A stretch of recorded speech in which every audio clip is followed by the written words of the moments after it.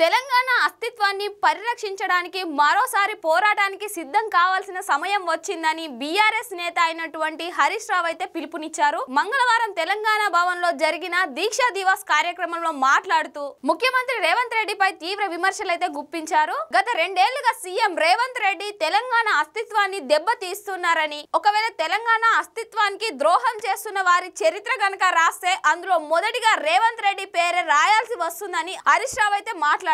అసలు తెలంగాణ తల్లి విగ్రహాన్ని మార్చే హక్కు రేవంత్ రెడ్డికి ఎవరిచ్చారు? అసలు రేవంత్ రెడ్డికి తెలంగాణ విగ్రహం మార్చే హక్కు లేదని ఆయన మండిపడ్డారు. కాళోజీ, దాశరథి, గద్దర్ పురస్కారాలను కాదని, రామోజీరావు అవార్డు కంటే గొప్పది లేదని మాట్లాడడం తెలంగాణ పురస్కారాలను అవమానించినట్లుగా అయితే హరీష్ రావు మాట్లాడారు. ఈ క్రమంలోనే హరీష్ రావు మాట్లాడుతూ తెలంగాణ అన్న కళను కేసీఆర్ త్యాగం వల్లే ఆ కళ సాకారం అయిందని అయితే గుర్తు చేశారు.